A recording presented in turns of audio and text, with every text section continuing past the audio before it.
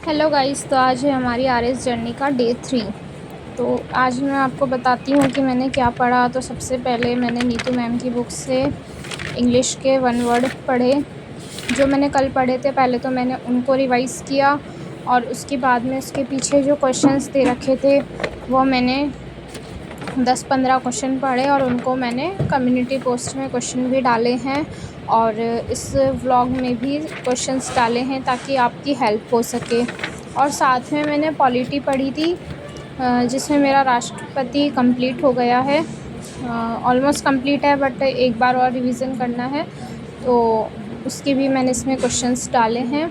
और मैंने फिर हिंदी भी पढ़ी थी क्योंकि मैं चाह रही हूँ कि साथ में हिंदी इंग्लिश भी चलती रहे, क्योंकि सबसे ज़्यादा स्कोरिंग पेपर जो है वो इंग्लिश हिंदी ही है। अगर आप भी आरएस की तैयारी कर रहे हो तो इंग्लिश हिंदी को साथ लेकर चलना बहुत ज़रूरी है, उसमें ही सबसे ज़्यादा स्कोर कर सकते हैं। तो इंग्लिश हिंदी में मैं अभी 1 वर्ड पढ़ रही हूँ और हिंदी में शब्द युग्म पढ़ रही हूँ, तो आप भी ऐसा कर सकते हो।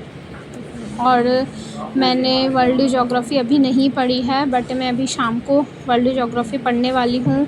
और मैंने साथ में राजस्थान की बोलियां पढ़ी हैं आज, तो उसके भी क्वेश्चंस मैंने इसमें डाले हैं। और आप बताइए, आपकी तैयारी कैसी चल रही है? क्या आप इस बार मेंस देने वाले हो या नेक्स्ट वैकेंसी के लिए प्रिपरेशन कर रहे हो? और इस चैनल के साथ में जुड़ें और बताएं आपको कि आपको मेरा ये तरीका अच्छा लग रहा है कि या नहीं, इसमें जो क्वेश्चंस मैं डाल रही हूँ वो आपको आ रहे हैं या नहीं आ रहे हैं। जब हम फर्स्ट टाइम तैयारी करते हैं, किसी भी चीज़ को पढ़ते हैं, तो वो बहुत ही डिफ़िकल्ट लगती है, पर जब हम किसी चीज़ को 4-5 बार पढ़ लेते हैं तो धीरे धीरे चीज़ें ईज़ी होती जाती हैं और लगता है कि ये हमें आ जाएगा। जैसे कोई अगर साइंस बैकग्राउंड से होगा तो उसके लिए जीके पढ़ना बहुत ही टफ़ टास्क होगा, उससे लगता होगा कि ये कैसे होगा, पर उसने कंप्लीट कर ली। जैसे कि मैंने खुद ने बीएससी की है, तो उसके बाद में मैंने राजस्थान जीके को पढ़ना स्टार्ट किया और अब तो मेरी राजस्थान जीके तो काफ़ी अच्छी हो चुकी है। बट अब मैंने वर्ल्ड जीके और इंडिया जीके, इंडिया में मैंने पॉलिटी और इकोनॉमी तो पढ़ रखी है, पर इंडिया की ज्योग्राफ़ी ये मेरी अब स्टार्ट तो की है मैंने, बट अभी तैयार नहीं है। तो उसमें क्या है, मुझे ऐसा लगता था कि पता नहीं कैसे होगी, पर अब धीरे धीरे पढ़ रही हूँ तो चीज़ें समझ में आ रही है कि कैसे क्वेश्चंस आते हैं और मुझे से होंगे या नहीं होंगे।